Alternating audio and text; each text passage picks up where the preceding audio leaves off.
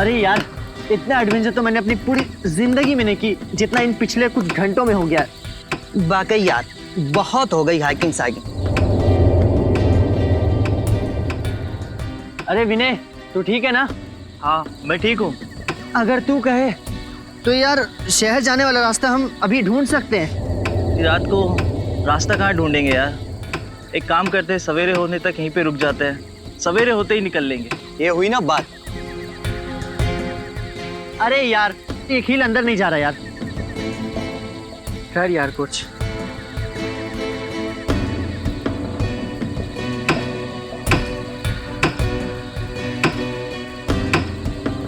मुझे लगता है नीचे पत्थर दबा हुआ है, पहले उससे निकाल लेते।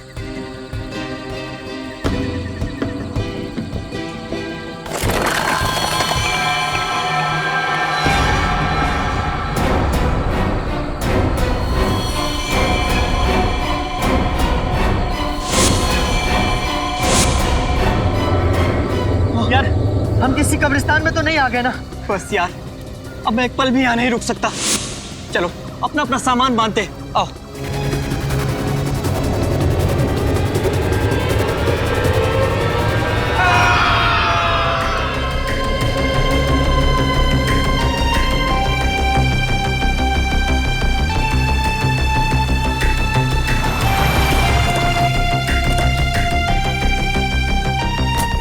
आइए सर, आइए। चलिए।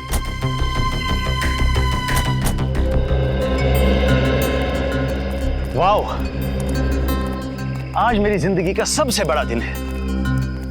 इतने लंबे स्ट्रगल के बाद आज मैं गर्व से कह सकता हूं कि ये सारी की सारी जमीन मेरी है। मुबारक हो समर सर, बहुत बहुत मुबारक हो आपको। Thank you very much.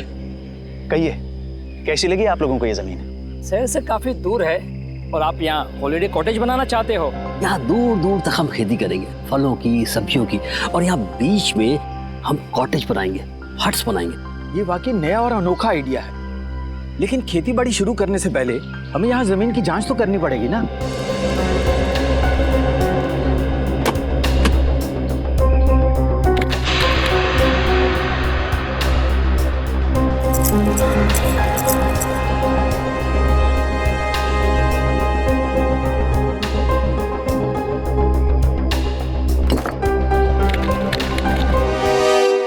तो जसवीर, तुमने अपने 3 दोस्तों को कल शाम को यहाँ पे छोड़ा था और उसके बाद से उनका पता नहीं चल रहा है। हाँ सर, उन्होंने कहा था कि सुबह 6 बजे तक वो आ जाएंगे सर। मुझे काफ़ी फिक्र हो रही है सर। वो लोग जब बहुत ज़्यादा लेट हो गए तो मैंने प्रिंसिपल साहब को इन्फॉर्म किया सर। सर, मैंने सुना है ये बहुत ही खतरनाक इलाका है। यहाँ लोग अक्सर गुम हो जाते हैं और लूटपाट भी बहुत होती है। सर मैडम बिल्कुल सही कह रही है, इसलिए मैं ये 2 गाइड्स मार्को और दीपिका को आपके साथ भेज रहा हूँ ताकि वो उन्हें ढूंढने में ये आपकी मदद करें। मार्को और दीपिका, आप लोग तो इस इलाके से अच्छी तरीके से परिचित होंगे ना? जी हाँ, हम दोनों इस इलाके को बहुत अच्छी तरह से जानते हैं। That's great. चलिए फिर देखते हैं।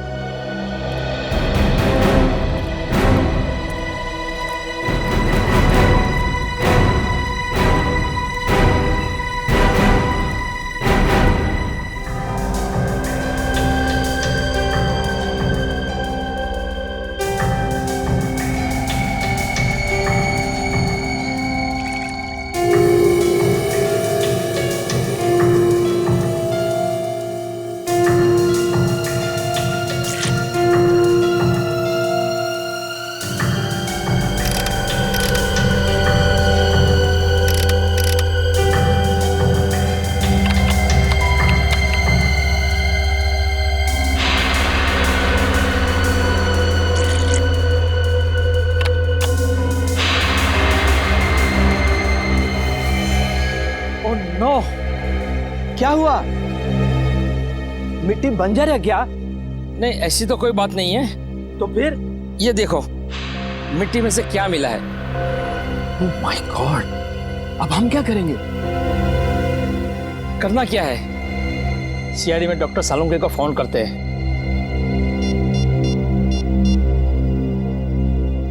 Hello doctor Salunke?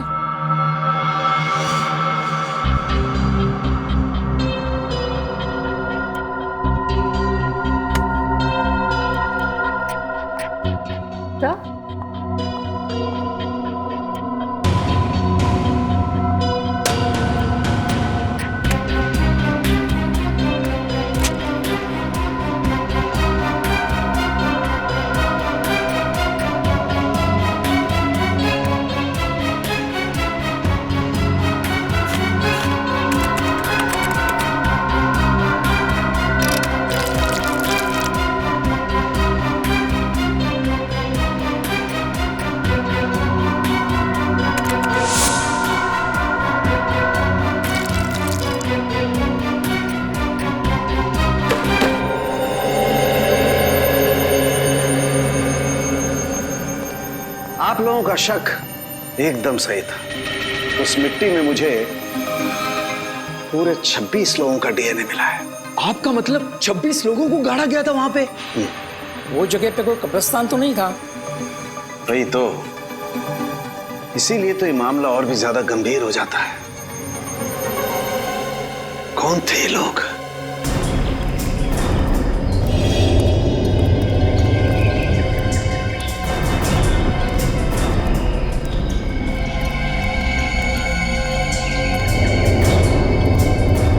तो इधर बाईं तरफ और दाईं तरफ क्या है? बाईं तरफ खाई है और दाईं तरफ एक जमीन का टुकड़ा है। अगर किसी को हैकिंग करनी होती है तो वो सीधा इसी रास्ते से ऊपर जाता है। इधर? Yes sir. सर, कहीं वो लोग इस खाई में तो नहीं गिर गए होंगे? पहले चलो देखते तो हैं, आ जाओ।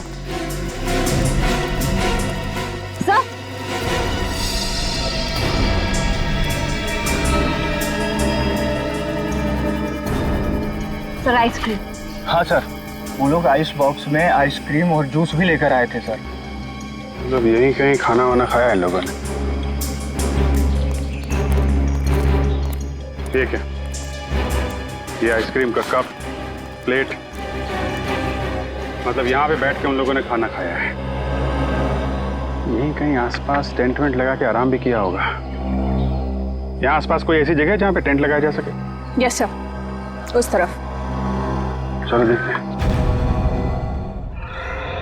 अच्छा किया जो आप लोगों ने डॉक्टर साळुंके को तुरंत फोन कर लिया, वरना किसी को पता भी नहीं चलता कि यहाँ पर 26 लोगों की लाशें दबी हुई हैं।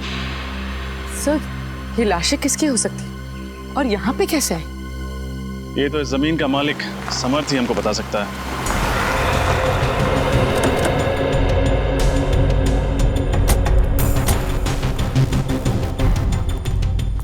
हेलो ऑफिसर, क्या हुआ? अरे अगर कोई तकलीफ थी तो हमें बता देते। सीआईडी वालों को बुलाने की क्या जरूरत थी? जब लाशों के भंडार मिलते हैं तो एक अच्छे नागरिक का फर्ज होता है कि वो सीआईडी को तकलीफ दे। लाशों के भंडार कहाँ? आपकी जमीन के अंदर हमें 26 लाशें मिली। 26 लाशें? ऐसे कैसे हो सकता है? आपको जरूर कोई गलतफहमी हो गई है। कोई गलतफहमी नहीं हुई। हमें इंसानों की हड्डियां, बाल, दांत मिले हैं। अभी ना जाने क्या क्या मिलना बाकी है आपके जमीन के अंदर से।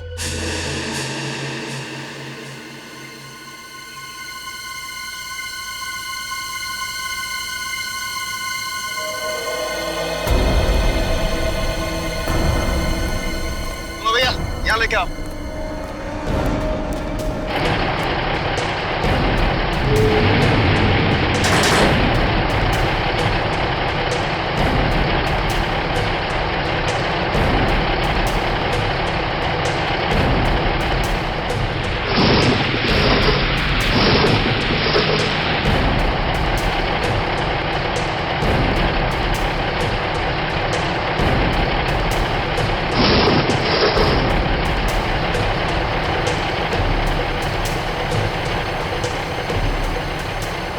मुझे तो यकीन नहीं आ रहा है कि इस जमीन के अंदर 26 लोगों की लाश है। अगर कोई मुजरिम एक भी लाश को गाड़ता है तो वो पकड़ा जाता है, और यहाँ किसी ने 26 लाशें गाड़ी है। कोई भी जुर्म छुपता नहीं है डॉक्टर तारिका। इस अपराध से भी पर्दाफाश हो ही गया। उन मजदूरों को लेके जाओ, उनको बोलो उस तरफ खुदाई शुरू करें। आप लोग उस तरफ चलिए।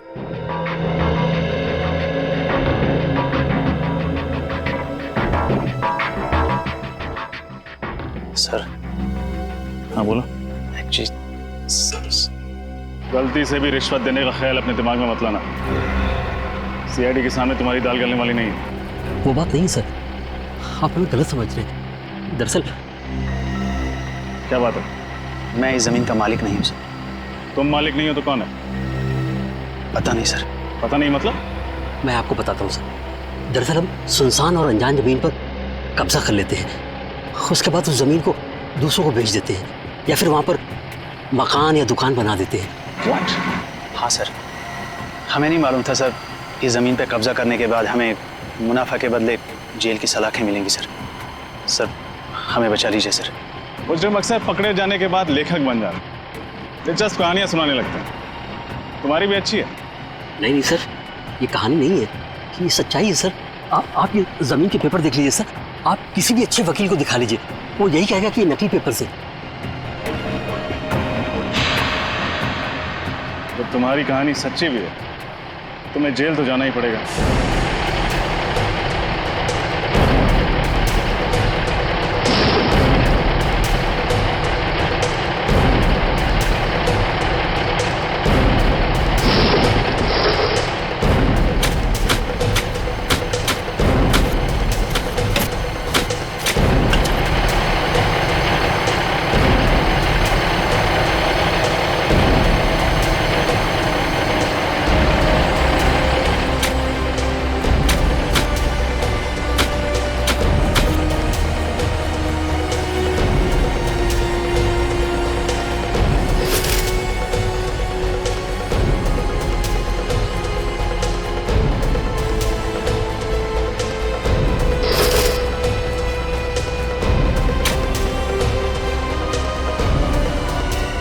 मैडम, ये देखिए मैडम।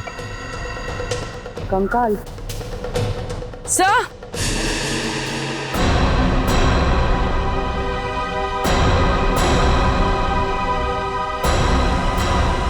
उधर कुछ है? सर,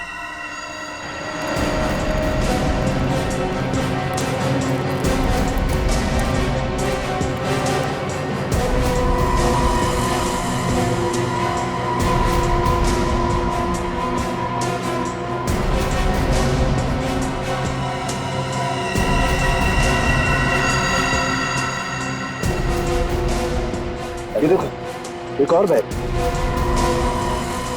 सर शायद ये लोग यात्री होंगे, लगता है इनके सामान में कोई आईडी वगैरह हो। बिल्कुल, चेक करते हैं।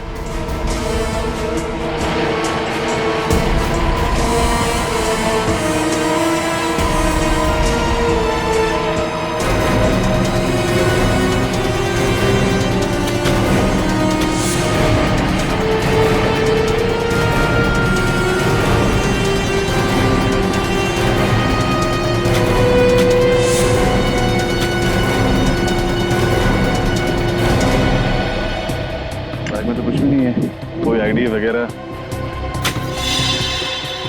सर, ये देखिए।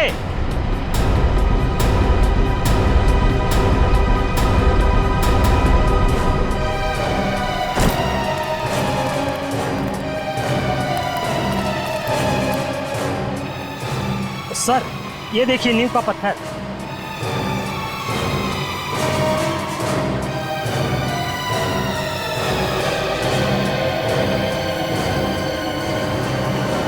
कहीं ऐसा तो नहीं कि यहाँ पर कभी कोई बिल्डिंग हुआ करती थी जिसे गिरा कर इस जगह पर कब्रिस्तान बना दिया गया? हो सकता है। पता नहीं वो कौन सी मनहूस घड़ी थी जब हमने इस जमीन पे बुरी नजर डाली, लेने के देने पड़ गए। आप दोनों हमारे साथ ब्यूरो चलेंगे, आपसे पूछताछ करनी। जमीनों के घोटाले करने के लिए तुम दोनों को गोल्ड मेडल देना चाहिए, गोल्ड मेडल। जाने कितने जमीनों पर गैर कानूनी कब्जा किया तुम लोगों ने, और कितने लोगों को वो जमीनें बेच भी दी। माफ कर दीजिए सर, गलती हो गई। अब हम ऐसी धांधलेबाजी फिर कभी नहीं करेंगे। अरे धांधलेबाजी तो तब करोगे ना जब जेल से छूटोगे। अब आइंदा हम धांधलेबाजी नहीं करेंगे। खज्जर फर्म्स के बारे में बताओ, किसके नाम पर है वो जमीन? बताओ जल्दी। हम सच कह रहे हैं सर, हमें कुछ भी नहीं मालूम। हम तो ऐसे ही जमीनों पे कब्जा कर लेते हैं जो लावारिस होती है। फिर भी कब्जा करने के पहले तुमने रजिस्ट्री ऑफिस से पता किया ही होगा ना कि ये जमीन किसके नाम पे?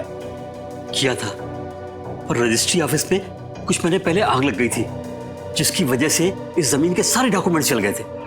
हाँ सर, और जब हमें पता चला कि इस जमीन के आगे पीछे और कोई नहीं है, यहां तक कि इसके पेपर्स भी नहीं है, तो हमने तुरंत इसके ऊपर हक जमा लिया। सर, ये रही रजिस्ट्रेशन ऑफिस में लगी हुई आग की रिपोर्ट। आग लगी थी 6 जून 2003 और आग की वजह पेट्रोल। पेट्रोल मतलब सर वो आग जानबूझकर लगाई गई थी, जमीन का इतिहास मिटाने के लिए?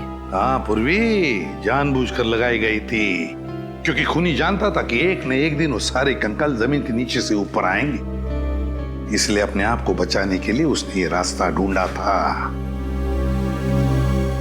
ये पता लगाना चाहिए कि उस नींव के ऊपर वो जो कंक्रीट का कंस्ट्रक्शन मिला है ना, वो ढांचा, उस पर पहले क्या बना हुआ था।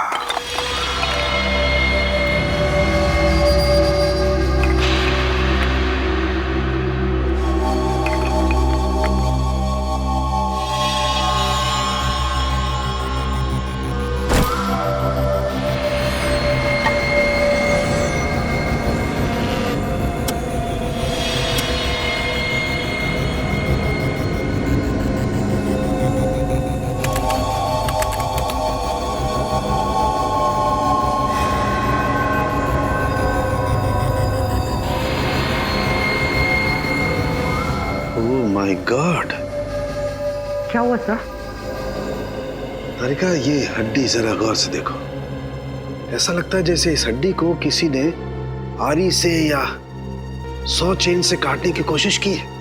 सर, मुझे तो ये खूनी बहुत बड़ा सरफिरा लगता है। कुछ लोगों के स्कल पे तो मुझे दांतों के निशान दिखे। ये देखिए,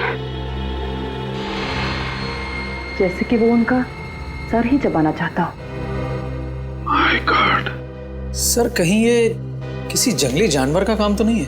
नहीं रोहन, ये किसी जंगली जानवर का काम नहीं हो सकता है, क्योंकि जानवर किसी को खाने के बाद उसे जमीन में गाड़ने की मेहनत नहीं करता। ये काम किसी इंसान का ही है। सर, अब बस ये पता चल जाए कि इन सब की मौत कब हुई थी, तब जाके हम उस खूनी तक पहुंच सकते हैं। चल जाएगा तारिका, ये भी पता चल जाएगा उस माइक्रोस्कोपिक रेडियोग्राफी के जरिए। Microscopic radiography? सॉरी सर, पर क्या है ये? कभी सुना नहीं इसके बारे में। रोहन, ये एक ऐसा प्रोसेस है जिसके जरिए हम ये पता लगा सकते हैं कि इंसान की मौत कब हुई है। और ये देखो, जिस इंसान की ये हड्डी है उसकी मौत 7 से 10 साल पहले हुई है, यानी 2003 से 2006 के बीच में इस इंसान की मौत हुई है।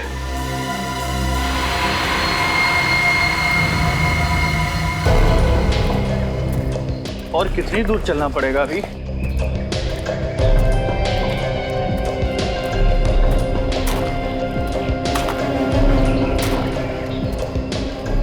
क्या बच रहा है? सर, मैंने किसी के चलने की आवाज सुनी।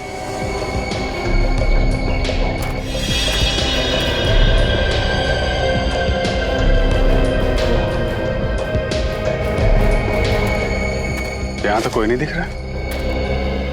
सर, शायद मेरा वहम होगा। इतना सारा खून। ये जितने भी कंकाल हैं, इनमें से कुछ लोग विदेशी, जैसे एशियन, कॉकेशियन, अफ्रीकन वगैरह वगैरह। पर सर, ये सब कैसे पता चलता है? पूर्वी, इंसान की खोपड़ी सब कुछ बता देती है। उसके सर की बनावट, उसकी जबड़े की हड्डी, उसकी नाक की हड्डी की स्थिति, इस सब से उसके रूट्स के बारे में पता चल जाता है। खूनी तक पहुंचने के लिए हमारा ये जानना बहुत जरूरी है कि ये सब कौन है, इनकी पहचान क्या है। आरव का तो अभी तक पता नहीं चल पाया, लेकिन ये दोनों जरूर स्पोर्ट्समैन रहे होंगे, रनर या कोई एथलीट। अच्छा, इनके पैरों की हड्डियों की बनावट हम आम लोगों से अलग है क्या सर? हाँ, इनके पैरों की हड्डियां आम लोगों के पैरों की हड्डियों से ज्यादा मजबूत है, जैसी एक एथलीट की होती है। सर? हाँ।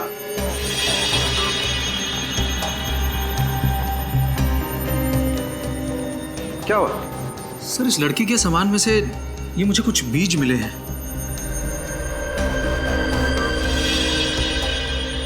ये किस तरीके के बीज हैं? नागा जोलकिया नाम का मसाला है। ये दुनिया का सबसे तीखा मसाला है, और ये इतना तीखा मसाला है कि नॉर्मल नमक या मिर्च की तरह नहीं खाया जाता। तकरीबन हजारों लाल मिर्च की ताकत इस थोड़े से मसाले में है। नागा जोलकिया, कोई ये मसाला इस तरीके से अपने सामान में लेकर क्यों घूमेगा? कहीं ये लड़की कोई रिसर्च वगैरह तो नहीं कर रही थी? खून का सैंपल ले लो श्रेया। बच्चों के माँ बाप के डीएनए के साथ मैच करके देख लेंगे।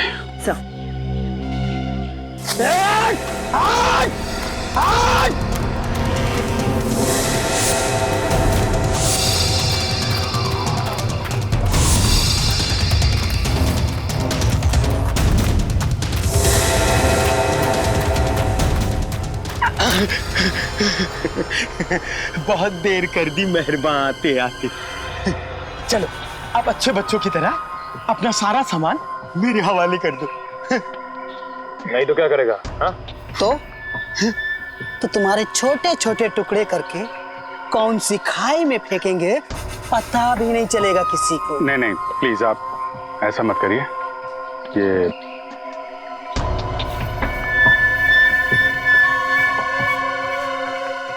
सीढ़ी और सामान चाहिए आप लोगों को?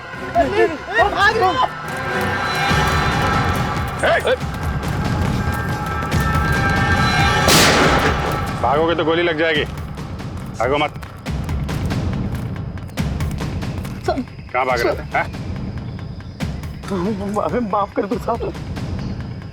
हम दोनों तो छोटे मोटे लुटेरे हैं साहब। मासूम लोगों को लूटते हो, बाद में उनको मार के फेंक देते हो। नहीं साहब, हम लुटेरे हैं, खूनी नहीं है साहब। हम लोगों ने किसी को नहीं मारा साहब। अच्छा, फिर ये 3 लड़के कहाँ हैं? क्या किया तुम लोगों ने इनके साथ? कुछ भी नहीं किया, उल्टा उन लोगों ने हम लोगों को मारा। तो उस पेड़ पे वो खून तुम्हारा है? वो खून तो इस वाले लड़के का साहब। मारपीट के दौरान थोड़ी सी चोट लगी थी साहब। किस तरफ गए वो लड़के? जेल की तरफ। जेल की तरफ। चलो दिखाओ। मैं होल्ड करता हूँ। हाँ जल्दी बोलो।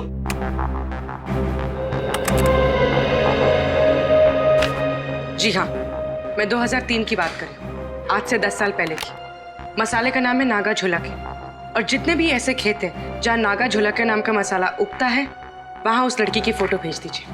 और हाँ, एग्रीकल्चर इंस्टीट्यूट्स में भी।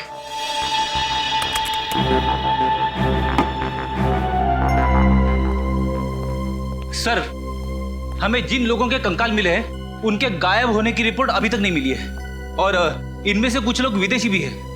पता नहीं उनके घर वालों ने उनके गायब होने की रिपोर्ट कहाँ पे लिखवाई है। हो सकता है ना फ्रेडी कि उनके घर वालों को पता ही नहीं था कि जब ये हादसा हुआ तब ये लोग इंडिया में ही थे। लेकिन एक खज्जर फार्म से ही पता चलेगा कि ये सारा चक्कर क्या है। सर, एक बात बड़ी अजीब है, खज्जर फार्म के आसपास दूर दूर तक कोई भी जंगली जानवर नहीं है, तो लोगों को मार कौन सकता है उनके मांस के लिए? सर, कहीं कोई आत्मा नरबक्षी तो नहीं है? वो चाहे कोई भी हो, फिर चाहे फ्रेडी, वो तुम्हारी आत्मा ही क्यों ना हो, अब नहीं बचेगा ये हमारे हाथों से। ये रही झील।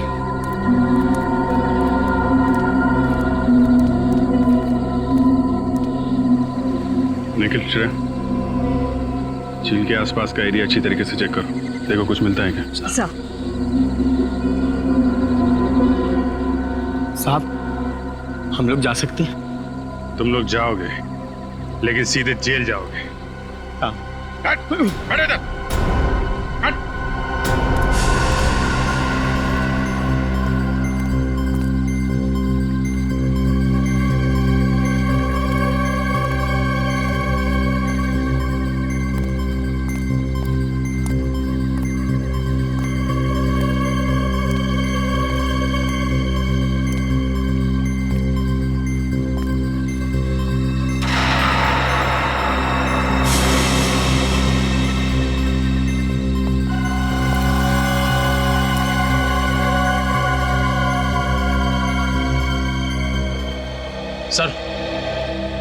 सर, ये टॉल मिला है सर, इस पे खून लगा हुआ है।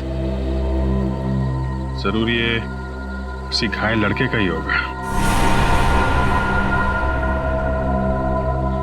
काफी गहरी चोट लगी है उसे। इतनी जख्मी हालत में रात कहीं ना कहीं टेंट में गुजारी होगी। वो क्या बता रही थी आप, वो टेंट वाली जगह कितनी दूर है यहाँ से? बस यही पास में है। चलिए दिखाइए जरा। चल चल। यही वो जगह है। सर ये टेंट तो मेरे दोस्तों की है सर। ये एक मिनट, ये रुकिए आप लोग।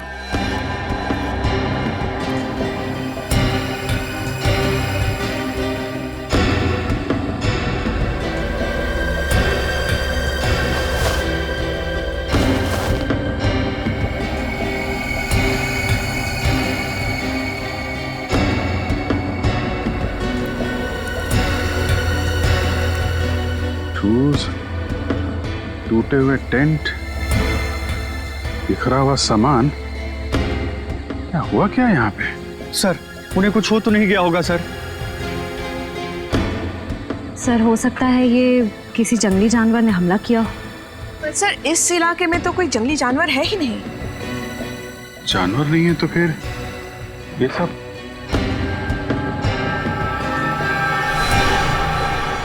ये क्या?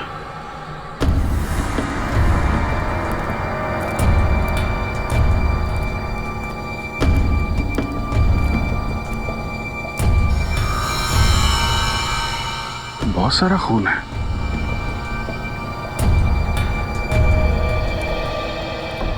अगर इसमें तुम लोगों का जरा भी हाथ हुआ ना तो तुम लोगों का वो अंजाम होगा कि तुम लोग सोच भी नहीं सकते। श्रेया, सबको जेल में डाल दो, ले जाओ। चलो चल।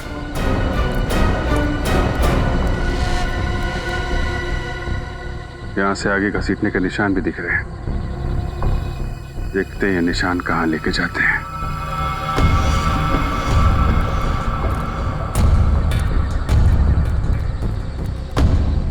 ये क्या चक्कर है?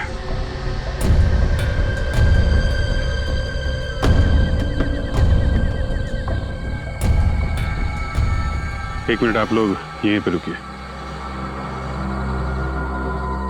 सर मिट्टी काफी ढीली लग रही है, ऐसा लग रहा है हाल फिलहाल में खुदाई हुई है।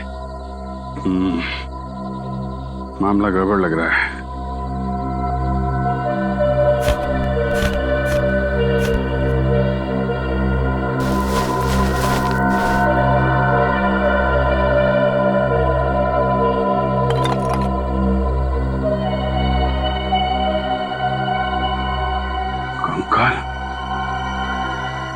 निखिल, कुछ खोदने का इंतजाम करो।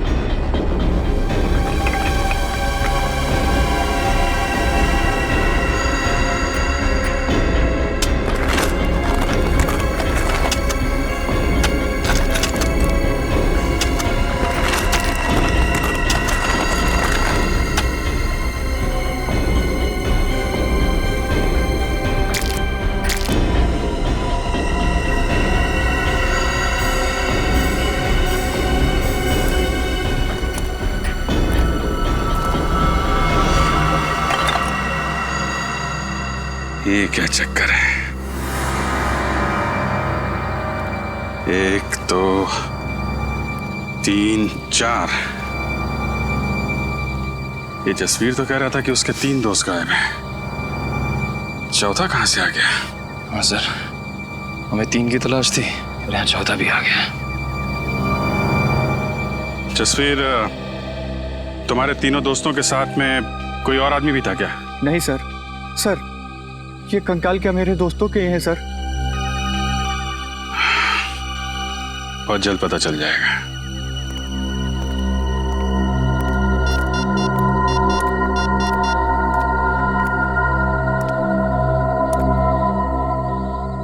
तारिका जी, आपको जंगल में आना पड़ेगा।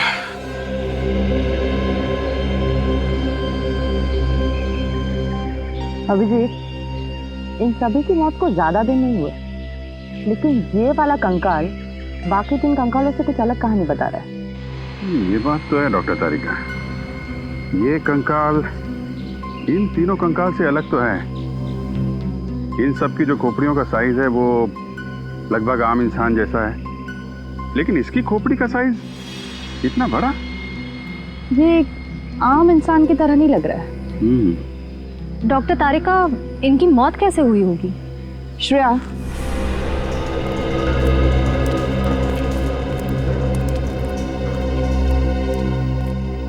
इसकी गर्दन पे और छाती पर दांतों के काटने के निशान हैं, पर फोरेंसिक में टेस्ट करके ही सही नतीजे पर पहुंच सकते हैं। खजर फर्म से मिली फाउंडेशन के अनुसार ही मैंने ये ब्लूप्रिंट तैयार किया। काफी बड़ी जगह है ना? जी सर, इसको देखकर नहीं लगता है कि ये किसी का घर या ऑफिस होगा। 2-2 स्विमिंग पूल की जगह छोड़ी गई है सर। 2-2 स्विमिंग पूल तो किसी होटल या रिसोर्ट में ही हो सकते ना? बिल्कुल सही कहा आपने। इसे देखकर लगता है ये जरूर कोई होटल या रिसोर्ट होगा, क्योंकि कॉरिडोर की जगह भी छोड़ी गई है। और ये यहाँ पर हमें सबसे ज्यादा लाशें मिली इस एरिया में। यहाँ क्या हो सकता है? मुझे लगता है सर ये होटल या रिसोर्ट का गार्डन हो। कोई होटल या रिसोर्ट, कोई होटल या रिसोर्ट जहां पर लोग रहने जाते थे पर जिंदा वापस नहीं लौटते थे। डॉक्टर तारिका, एक बात समझ में नहीं आ रही। आप कह रही हैं कि इनको मरे हुए ज्यादा दिन नहीं हुए, तो फिर इनके शरीर से खाल और मांस कहाँ गया? इन गड्ढों में हमें खाल का एक छोटा सा टुकड़ा भी नहीं मिला है। नहीं अभिजीत, एक टुकड़ा है यहाँ पे।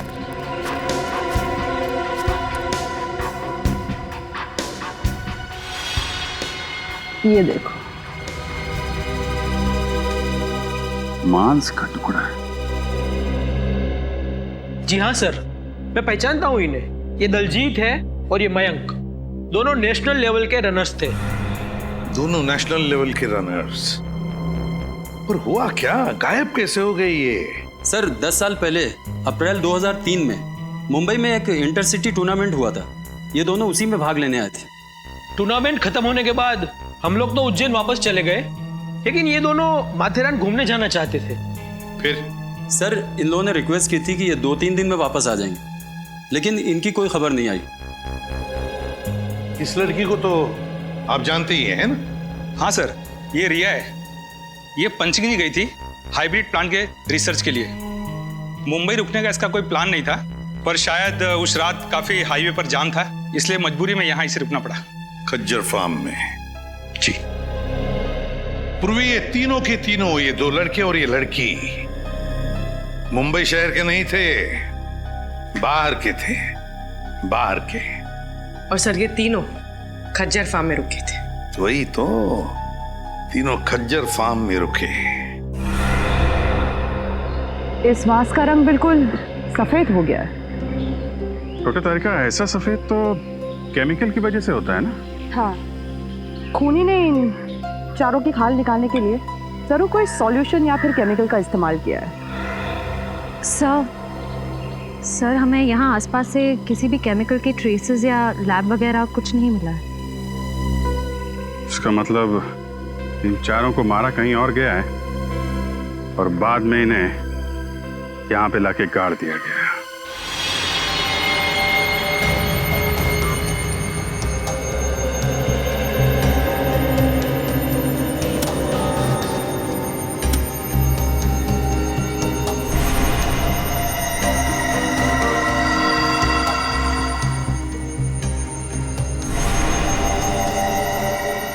अब तक तो आप लोग इंसानों की लाश, इंसानों के कंकाल लाया करते थे, लेकिन इस बार आपने सारी हदें पार कर दी।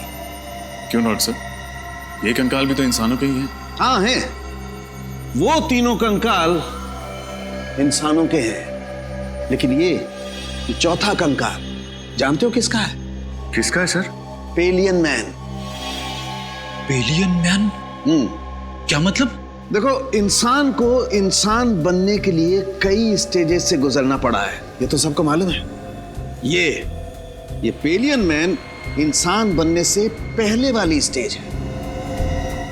अरे बाप रे, ये तो बड़ा ही खतरनाक है। हाँ फ्रेडी, ये बहुत खतरनाक भी है और बहुत ही ज्यादा शक्तिशाली भी है। इन तीनों लड़कों को उस पेलियन मैन ने मार के खाया है, मार कर खाया है अपनी भूख मिटाने के लिए। तो ये जीव नरभक्षी होते हैं, मैन ईटर्स। हाँ पूर्वी, तभी तो इनके दांत हमारी तरह नहीं होते, बिल्कुल बड़े और नुकीले होते हैं। दिखाती हूँ।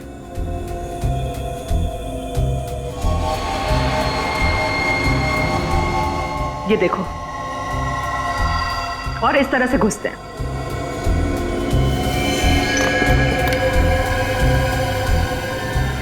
सर, हमें तो लगा था ये किसी जंगली जानवर का काम है। ऐसा भी कोई जीव हो सकता है, ये तो हमने सोचा ही नहीं था।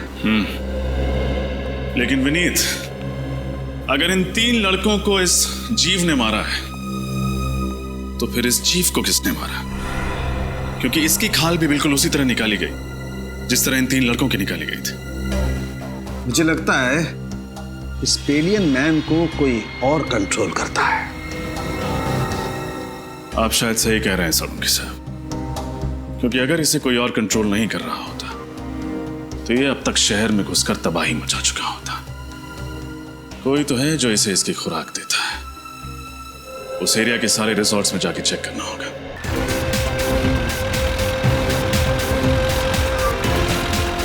सर, ये रिसोर्ट और कितनी दूर है?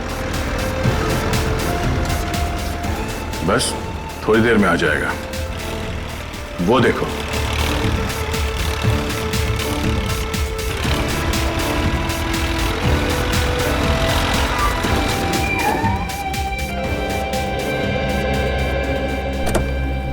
इस इलाके में ये वो दो रिसोर्ट हैं जिनके नक्शे ठीक उस रिसोर्ट की तरह है जो 2003 में नष्ट किए गए थे। अब सर, उन तीनों लड़कों का और उस आदि मानव का कंकाल भी तो हमें आसपास के एरिया में से ही मिला था ना। फिर रिसोर्ट में जाने से खतरा हुआ तो? फ्रेडी, खतरा है इसीलिए तो जाना है।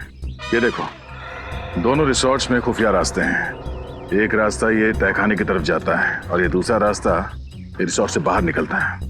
ये जो कोई भी जीव है जिसने इतना आतंक मचा रखा है, उसे इस रिसोर्ट के किसी खुफिया कोने में पाल पोस के बड़ा किया गया होगा। हाँ सर, कोई तो है जो अपने फायदे के लिए इस जीव का गलत इस्तेमाल कर रहा है और खून की नदियां बहा रहा है। एग्जैक्टली। वो जो कोई भी है, आज की रात उसकी जिंदगी की आखिरी रात होगी। काम करते हैं, मैं और सचिन ये सामने वाले रिसोर्ट में जाते हैं। फिर तुम और निखिल यहाँ इस रिसोर्ट में जाओ। सर, मैं आपके साथ आता हूँ। नहीं, निखिल की रक्षा के लिए तुम्हें इसके साथ जाना पड़ेगा। चलें सर? चलो, डरना नहीं, मैं हूं ना।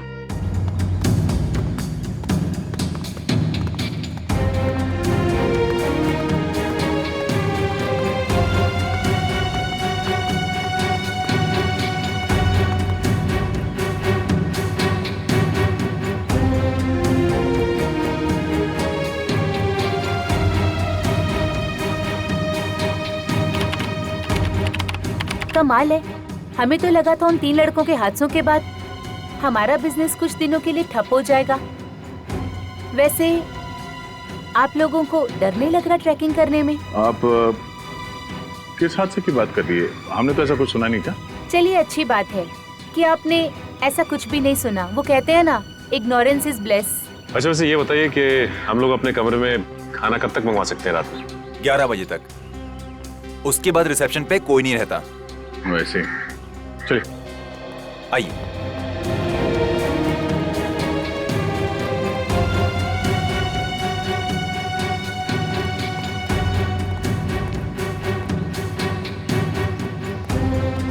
सर, मुझे इनके तौर तरीके यहाँ कुछ ठीक नहीं लग रहे हैं। तू फिक्र मत कर निखिल, दया सर ने भेजा है मुझे तेरी रक्षा करने के लिए। मैं तेरी मूंछ का एक बाल भी बाका नहीं होने दूंगा। लेकिन सर, मेरी तो मूंछ ही नहीं है। तो उगानी चाहिए थी ना। अब ये भी मुझे समझाना पड़ेगा तुझे। अरे 11:30, चलो।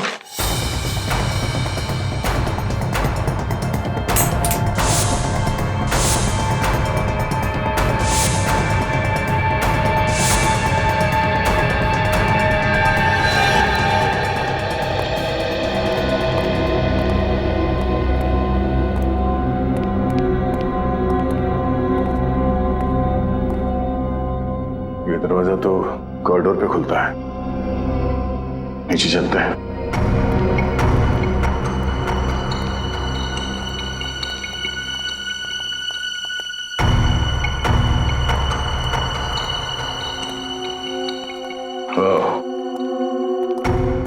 लगता है ये खुफिया रास्ता है।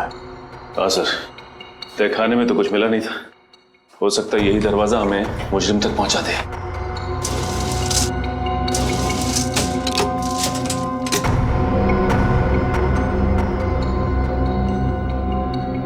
ये तो दरवाजे पे बुरी तरह से जंग लगी हुई है। ऐसा लगता है दरवाजा काफी साल से खुला ही नहीं है, किसी ने हाथ तक नहीं लगाया इसे। ये दरवाजा। आप लोग यहाँ क्या कर रहे हैं? हाँ वो पानी चाहिए था तो ढूंढते ढूंढते यहाँ आ गए। यहाँ पे? यहाँ पे नहीं, हम लोग रिसेप्शन की तरफ जा रहे थे, लेकिन रास्ता भूल गए। वैसे ये रास्ता कहाँ जाता है? कहीं नहीं, ये दरवाजा हमेशा बंद रहता है। इस रिसोर्ट में और भी कई दरवाजे हैं जो हमेशा बंद रहते हैं। ये रिसोर्ट तो भूल भुलैया है। आप लोग अपने कमरे में चलिए, मैं पानी लेके आता हूँ। सर अगर इस रिसोर्ट में कुछ नहीं है तो फिर जरूर अगले रिसोर्ट में कुछ होगा। इस फ्रेडी को फोन करके देखते हैं।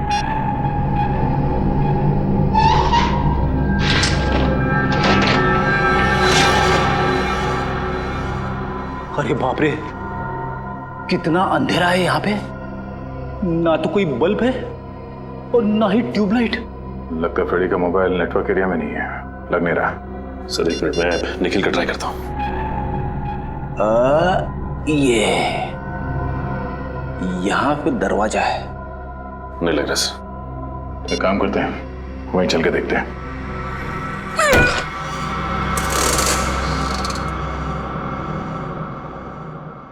अरे एक और खुफिया दरवाजा। हाँ सर।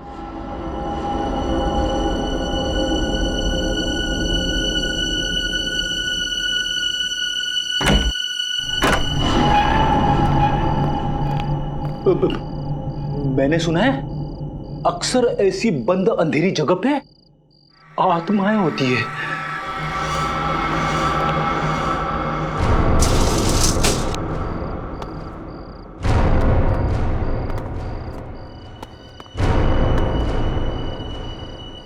इतना सारा खून, खूनी आत्मा।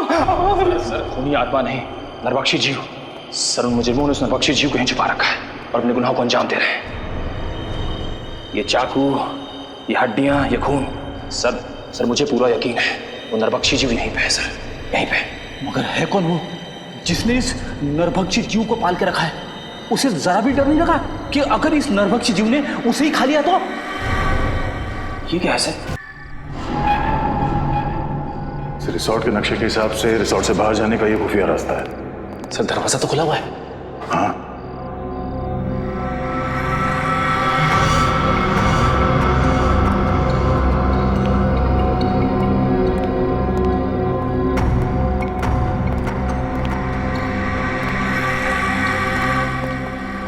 दो पलंग? हाँ, दोनों पलंग पे चेन है उस नरभक्षी जीव को बांधने के लिए। एक जीव दो पलंग, अब ये नया क्या चक्कर है? ये कैसी आवाज है? किसी जानवर की आवाज लग रही है। सर दो पलंग, कहीं ऐसा तो नहीं यहाँ पे दो नरभक्षी जीव है? निखिल, यहाँ से खिसक लेते हैं, आगे का इन्वेस्टिगेशन दया सर के साथ ही करेंगे। सर कुछ नहीं होगा आपको, मैं हूं ना। कौन है?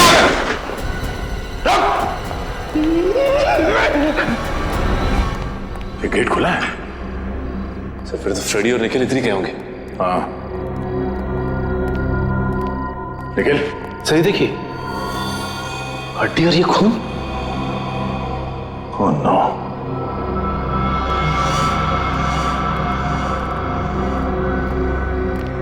ये क्या? इसका मतलब है दो नरभक्षी जीव।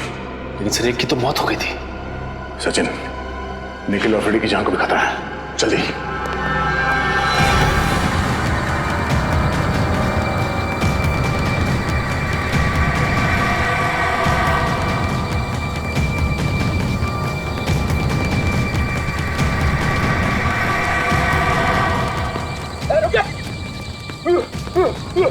भागना मत, वरना गोली चला दूंगा। रुक।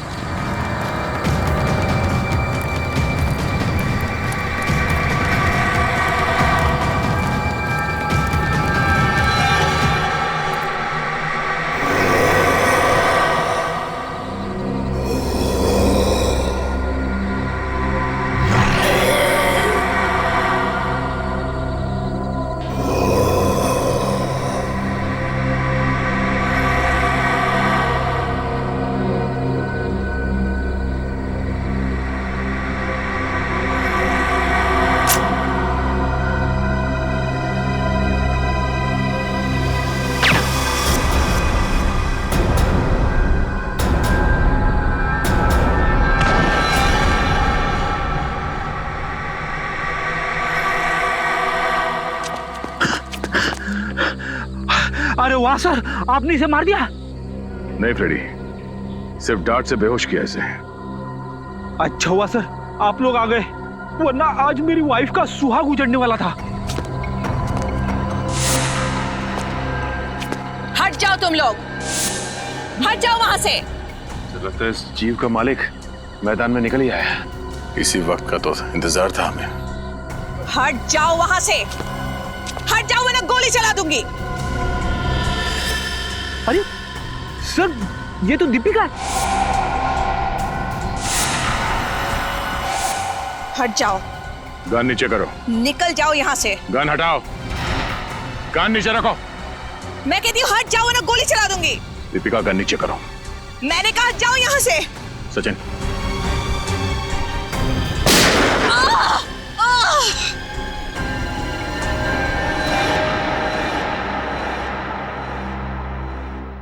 मेरे पिताजी एक एंथ्रोपोलॉजिस्ट थे, मानव वैज्ञानी। बहुत साल पहले वो मंटोनियो नाम के एक छोटे से टापू में गए थे, जहां से वो दो ऐसे जीव लेके आए जो ना तो इंसान थे और ना ही जानवर। उन्हें देखकर ऐसा लगता था जैसे वो इंसानों से एक स्टेज पीछे हैं। एक मिनट, तुम्हारे पिताजी उन लोगों को यहाँ इंडिया में कैसे लेके आए? ये तो गैर कानूनी है ना? जी, स्मगल करके, गैर कानूनी तरीके से। तो जैसे जैसे वक्त बीतता गया, उनके साथ मेरा लगाव बहुत बढ़ गया। पर मेरा यकीन मानिए सर, मैं बिल्कुल नहीं जानती थी कि जैसे जैसे वो बड़े होते जाएंगे, वो नरभक्षी बन जाएंगे, मैन ईटर्स। और इसीलिए तुमने उनकी इंसानी मांस खाने की भूख को मिटाने के लिए रिसोर्ट में जितने भी लोग आते थे, उनका शिकार करना शुरू कर दिया। तो मैं और क्या करती? मुझे डर था कि कहीं एक दिन उन्हें अपना खुराक ना मिले तो शायद वो मुझे ही अपना शिकार बना लेंगे। अगर इतना ही लगाव था तुम्हें इन दोनों से, तो तुमने एक जीव को मार क्यों दिया? क्योंकि वो मेरे कैद से भाग गया था और उसने उन तीनों लड़कों को मार दिया। और जब इस तरह के जीव अपने मालिक का आदर और सम्मान नहीं करते हैं, तो उन्हें मार ही देना चाहिए। सर, क्या मैं एक आखिरी बार उससे मिल सकती हूँ? प्लीज। वो कहाँ है? कैसा है वो? उसे हमने एंथ्रोपोलॉजी डिपार्टमेंट भेज दिया है। वो लोग तय करेंगे उसके साथ क्या करना है। लेकिन तुमने बहुत बड़ा गुनाह किया है। न जाने कितने मासूम लोगों की जान गई है तुम्हारी वजह से। तुम्हारे साथ क्या करना है ये अदालत तय करेगी, असाइलम या जेल।